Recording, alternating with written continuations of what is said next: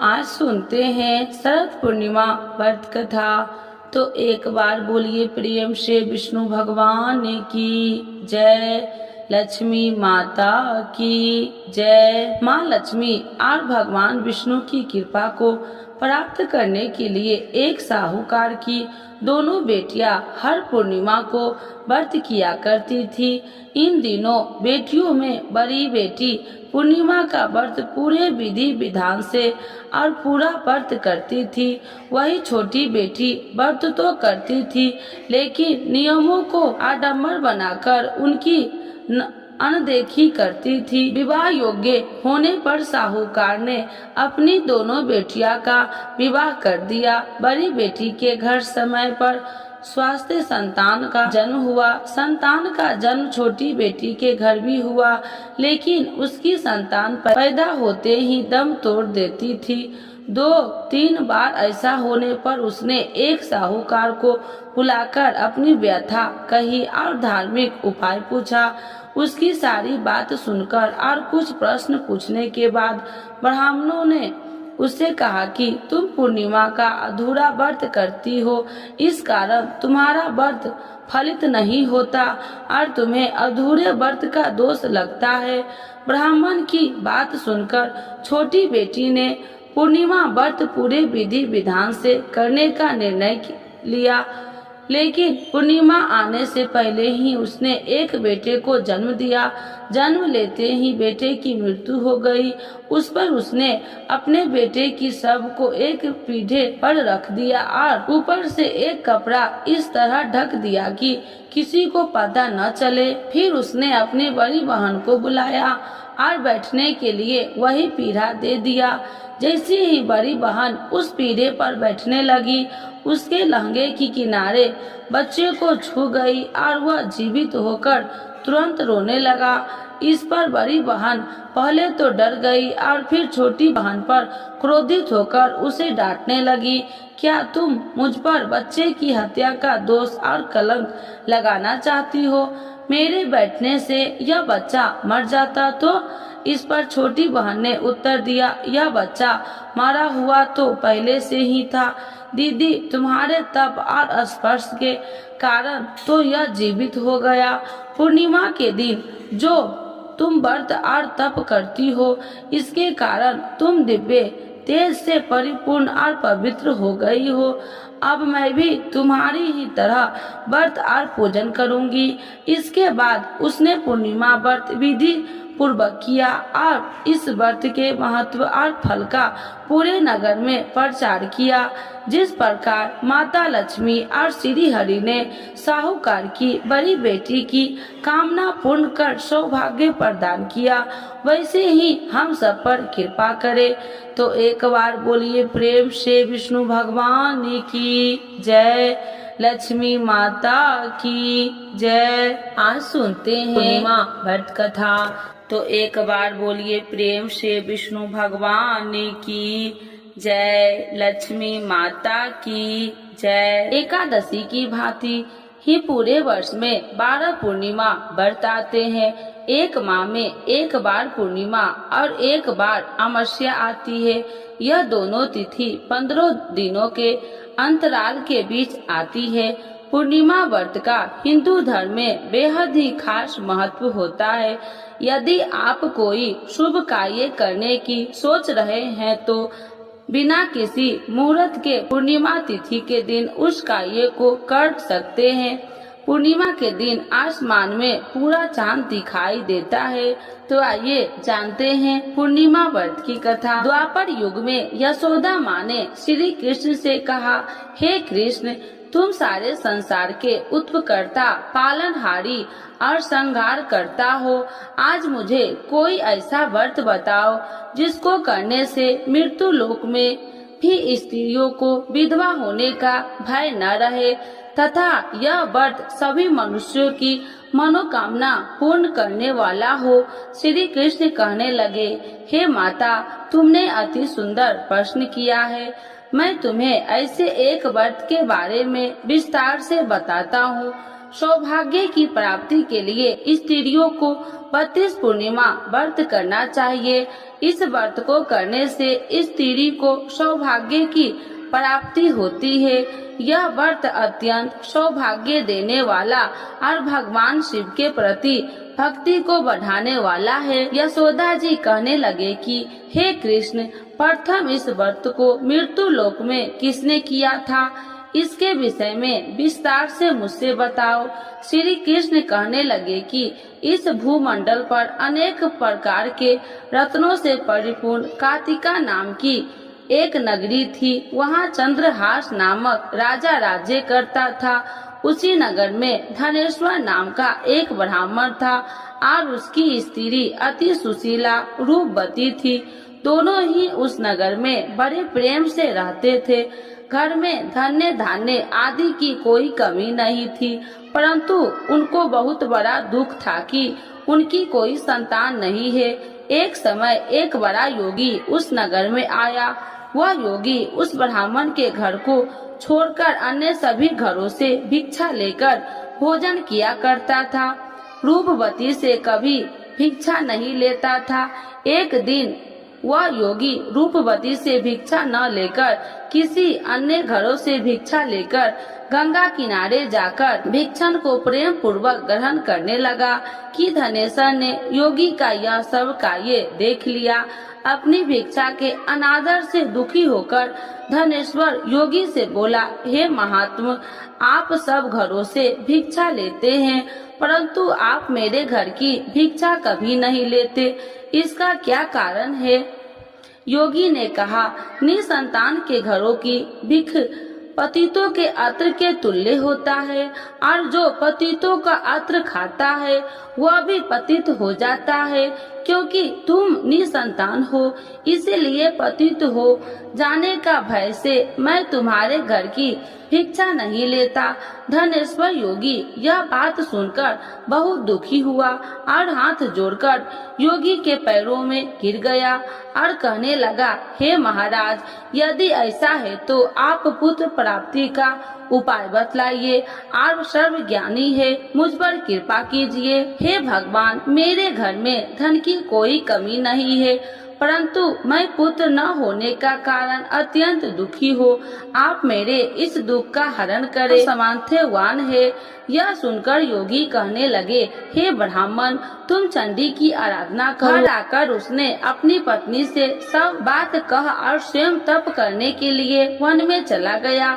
One में जाकर उसने चंडी की उपासना की और उपवास किए। चंडी ने 16वें दिन उसको स्वप्न में दर्शन दिया और कहा, हे धनेश्वर, जा, तेरे घर पुत्र होगा, परंतु वह 16 वर्ष की आयु में ही मृत्यु को प्राप्त हो जाएगा।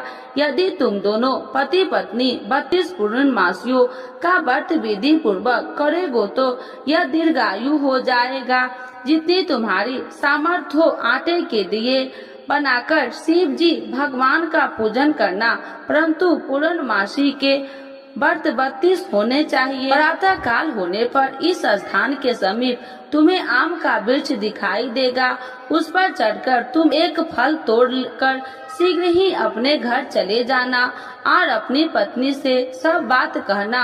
ऋतु स्नान के पश्चात वह स्वच्छ होकर श्री शंकर भगवान का ध्यान करके उस फल को खा लेगी। शंकर भगवान की कृपा से उसको गर्भ हो जाएगा। जब वह ब्राह्मण प्रातः काल उठा तो उसने एक स्थान के पास ही आम का वृक्ष देखा, जिस पर एक अत्यंत सुंदर आम का फल लगा हुआ था। उस ब्राह्मण ने उस आम के वृक्ष पर चढ़कर फल को तोड़ने की प्रयत्न किया, परंतु वृक्ष पर कई बार प्रयत्न करने पर भी वह चढ़ नहीं पाया। तब उस ब्राह्मण को बहुत चिंता हुई। तब विघ्न विनाशक श्री गणेश भगवान की वंदना करने लगा। हे दया निधान, अपने भक्तों के विघ्नों का नाश करने के, उनके मंगल कार्यों को करने वाले, दुष्टों का नाश करने वाले, रिद्धि सिद्धि प्रदान करने वाले, आप मुझ पर कृपा करके इतना बल दे कि मैं अपने मनोरथ को पूरा कर सकूं। इस प्रकार श्री गणेश जी की प्रार्थना करने पर उनकी कृपा से धनेश्वर वृक्ष पर चढ़ गया और उसने सुंदर आम के फलों को तोड़ लिया। और धनेश्वर ने सोचा, जो वरदान से फल मिला है वह यही है और कोई फल तो दिखाई नहीं दे रहा। उस धनेश्वर ब्राह्मण ने जल्दी से घर जाकर अपनी पत्नी को वह फल दे दिया और उसकी पत्नी ने अपने पति के कहे अनुसार उस फल को खा लिया और वह गर्भवती हो गई। देवी जी की असीम कृपा से उससे एक अत्यंत सुंदर पुत्र पैदा हुआ, जिसका नाम उन्होंने देवी दास रखा। माता पिता के हर्ष और शोक के साथ वह बालक शुक्ल पक्ष की चंद्रमा के भांति वह बालक अपने पिता के घर में बड़ा होने लगा। भवानी की कृपा से वह बालक बहुत ही सुंदर, सुशील, विद्या पढ़ने में बहुत ही निपुण हो गया। दुर्गा जी की आज्ञा अनुसार उसकी माता 32 पूर्णमासी का व्रत रखना आरंभ कर दिया, जिससे उसका पुत्र बड़ी आयु वाला हो जाए। 16 वर्ष लगते ही देवी दास के माता पिता को बड़ी चिंता हो गई कि कहीं उनके पुत्र की इस वर्ष मृत्यु न हो जाए। इसीलिए उन्होंने अपने मन में विचार किया कि यदि यह दुर्घटना उनके सामने हो गई तो वह कैसे सहन करेंगे। इसीलिए उन्होंने देवी दास के मामा को बुलाया और कहा, हमारी एक बहुत बड़ी इच्छा है कि देवी दास 1 वर्ष तक काशी में जाकर विद्या अध्ययन करे और उसको अकेला भी कभी नहीं छोड़ना चाहिए। इसीलिए साथ में तुम चले जाओ और 1 वर्ष के पश्चात इसको वापस ले आना। सब प्रबंध करके उसके माता पिता ने काशी जाने के लिए देवी दास को एक घोड़े पर बैठाकर उसके मामा के साथ भेज दिया। परंतु यह बात उसके मामा या किसी और से नहीं बताई। धनेश्वर तथा उसकी पत्नी ने अपने पुत्र की मंगल कामना दीर्घायु के लिए भगवती दुर्गा की आराधना और पूर्णमासियों का व्रत करना आरंभ कर दिया। इस प्रकार बराबर 32 पूर्णमासी के व्रत को उन्होंने पूरा किया। कुछ समय पश्चात एक दिन वह मामा और भांजा मार्ग में रात में बिताने के लिए किसी गांव में ठहरे हुए थे। उस दिन उस गांव में ब्राह्मण की अत्यंत सुंदर, सुशीला और गुणवती कन्या का विवाह होने वाला था। जिस धर्मशाला के अंदर वर और उसकी बारात ठहरी थी, उसी धर्मशाला में देवी दास और उसके मामा भी ठहरे हुए थे। संयोगवश कन्या को तेल आदि चढ़ाकर मंडप आदि का कार्य किया गया तो लगन के समय वर को धनुवात हो गया। इसीलिए वर के पिता ने अपने कुटुंबियों से विमर्श करके निश्चय किया कि यह देवी दास मेरे पुत्र जैसा ही सुंदर है, मैं इसके साथ ही लगन करवा दूं और बाद में विवाह के अन्य कार्य मेरे लड़के के साथ ही हो जाएगा। ऐसा सोचकर देवी दास के मामा से जाकर बोला कि तुम थोड़ी देर के लिए अपना भांजा हमें दे दो, जिससे विवाह के लगन का सब कार्य सुचारू रूप से हो सके। तब देवी दास का मामा कहने लगा, जो कुछ भी वधू पक्ष की कन्या दान के समय वर को मिले वह सब हमें दे दिया जाए तो मेरा भांजा इस बारात में दूल्हा बन जाएगा। यह बात वर के पिता ने स्वीकार कर लेने पर उसने अपना भांजा वर बनने के लिए भेज दिया और उसके साथ सब विवाह कार्य विधि पूर्वक संपन्न हो गए। पत्नी के साथ वह भोजन करने लगा तो अपने मन में सोचने लगा कि न जाने यह किसकी स्त्री होगी। वह एकांत में यही सोच सोचकर अपने कर्म श्वास छोड़ने लगा और उसकी आंखों से आंसू भी आ गए। तब लड़की ने पूछा, क्या बात है, आप इतने उदासीन व दुखी क्यों हो रहे हैं। तब उसने सब बात जेवर के पिता और उसके मामा के हुई थी लड़की को बता दी। तब कन्या कहने लगा कि यह ब्राह्मण विवाह के विपरीत कैसे हो सकता है। देव ब्राह्मण और अग्नि के सामने मैंने आपको ही अपना पति माना है, इसीलिए आप ही मेरे पति हैं। मैं आपकी ही पत्नी रहूंगी, अन्य किसी की कदापि नहीं। देवी दास ने कहा, ऐसा मत करिए, क्योंकि मेरी आयु बहुत कम है। मेरे पश्चात आपकी क्या गति होगी, इन बातों को अच्छी तरह विचार कर लो। परंतु वह दृढ़ विचार वाली कन्या थी। वह बोली, जो आपकी गति होगी वह मेरी गति होगी। स्वामी, आप उठिए और भोजन कीजिए, आप निश्चय ही भूखे होंगे। तब देवी दास और उसकी पत्नी ने भोजन किया तथा शेष रात्रि वह सोते रहे। प्रातः काल देवी दास ने अपनी पत्नी को 3 नागों से जड़ी हुई एक अंगूठी दे दी, एक रुमाल दिया और बोला, हे प्रिय, इसे लो और संकेत समझकर स्थिर चित हो जाओ। मेरा मरण और जीवन जानने के लिए एक पुष्ट वाटिका बना लो, उसमें सुगंधित वाली एक नववालिका लगाओ, उसको प्रतिदिन जल से सींचा करो और आनंद के साथ खेलो कूदो और उत्सव मनाओ। जिस समय और जिस दिन मेरा मृत्यु होगा यह फूल सूख जाएगा और जब वह फिर से हरे हो जाएंगे तो समझ लेना मैं जीवित हूँ। यह बात निश्चय करके समझ लेना, उसने कोई भी संशय नहीं है। इतना कहकर देवी दास वहाँ से चला गया। प्रातः काल होते ही वहाँ पर गाजे बाजे बजने लगा और जिस समय विवाह कार्य समाप्त करने के लिए वर तथा सब बाराती मंडप में आए तो कन्या ने वर को भली प्रकार से देखकर अपने पिता से कहा, यह मेरा पति नहीं है, मेरा पति वही है जिसके साथ रात्रि में मेरा पानी ग्रहण हुआ था। इसके साथ मेरा विवाह नहीं हुआ। यदि वह वही पुरुष है तो बताइए कि मैंने इसको क्या दी।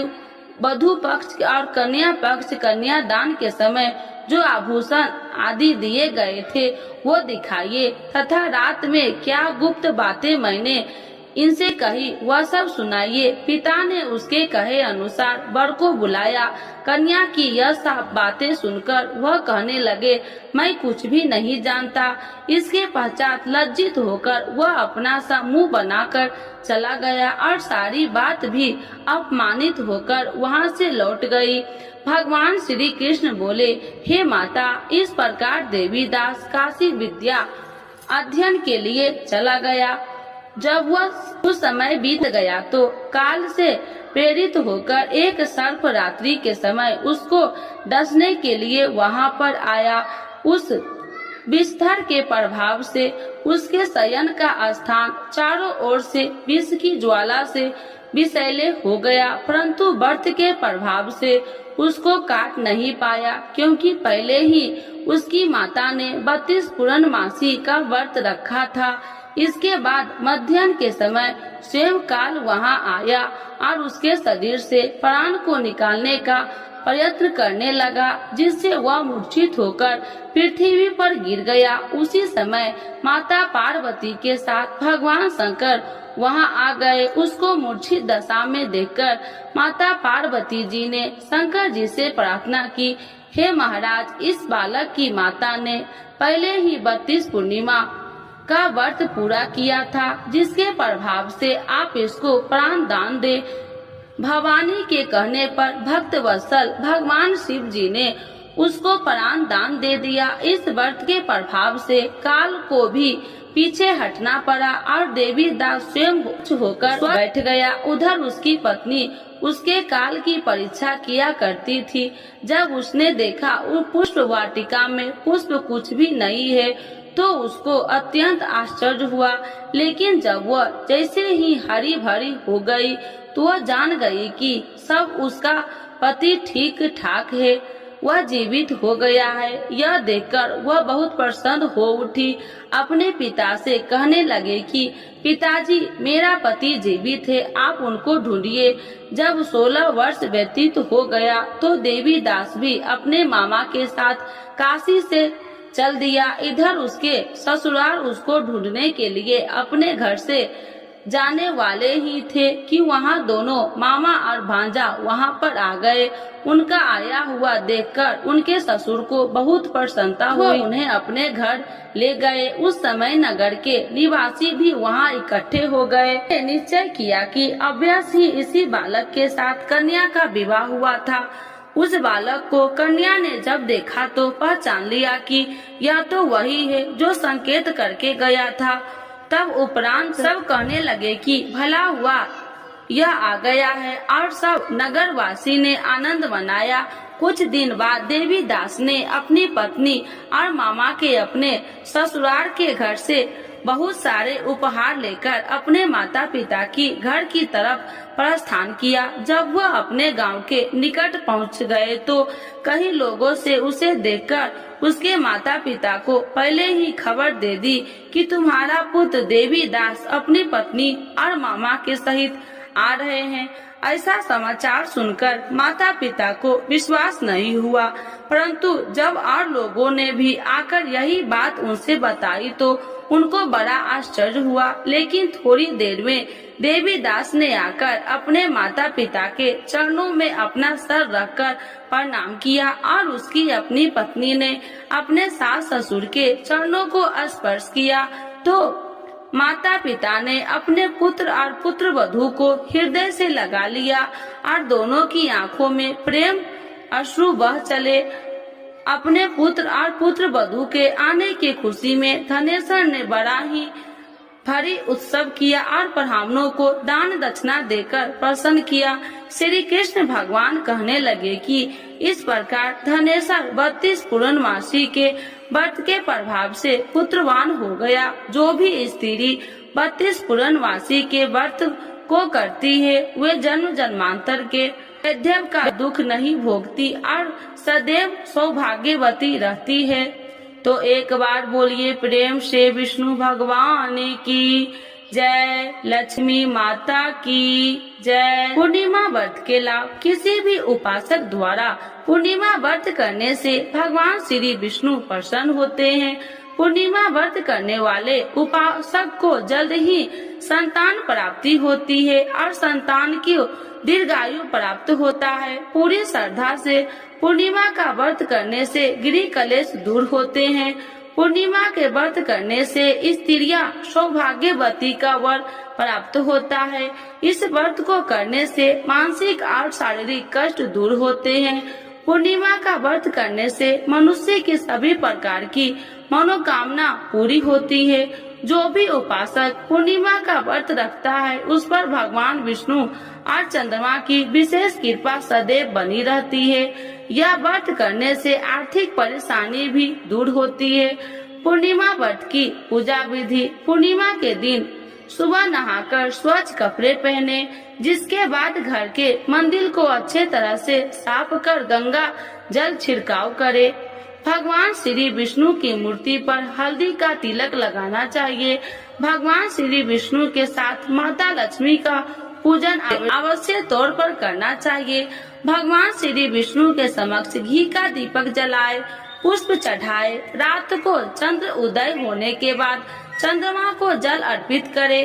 पूर्णिमा के व्रत किसकी पूजा करनी चाहिए? पूर्णिमा के व्रत में विष्णु भगवान की पूजा करनी चाहिए।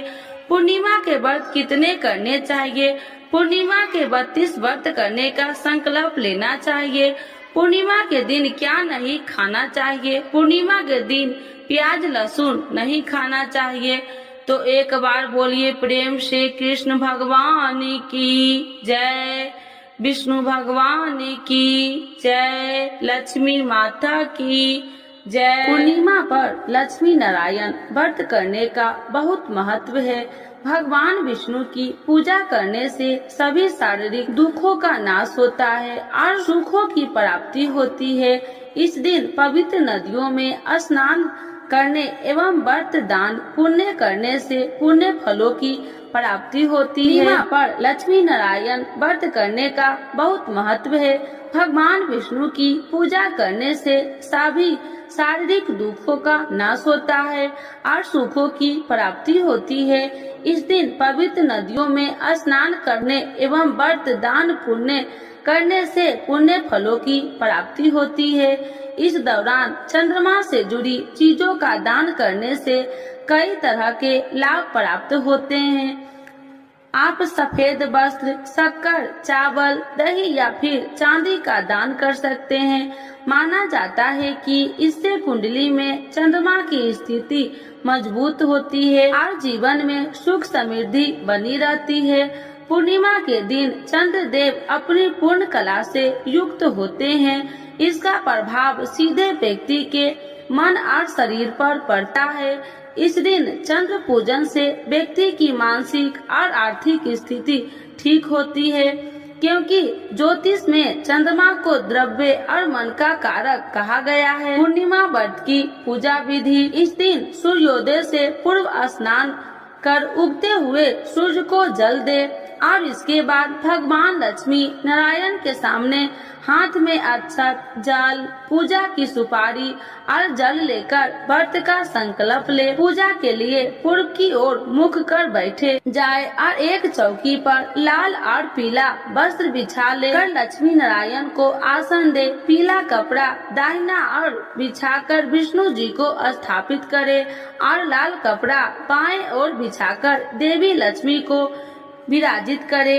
इसके बाद लाल, सफेद और पीले पुष्प अर्पित करते हुए विधि विधान से पूजन करे। संभव हो तो देवी लक्ष्मी को कमल का पुष्प अर्पित करे। इसके बाद मखाने की खीर, आटे की पंजरी या शुद्ध घी से बने मिष्ठान का भोग लगाए। आरती के बाद लक्ष्मी नारायण व्रत की कथा श्रवण या वाचन करे।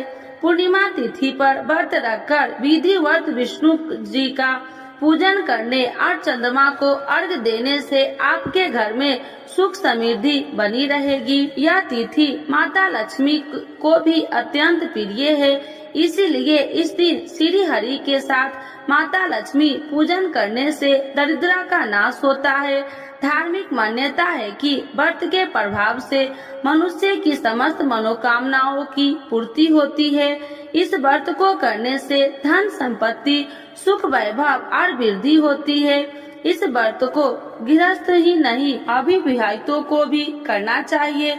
इससे उन्हें संयोग जीवन साथी की प्राप्ति होती है। तो एक बार बोलिए प्रेम से लक्ष्मी नारायण भगवान की जय।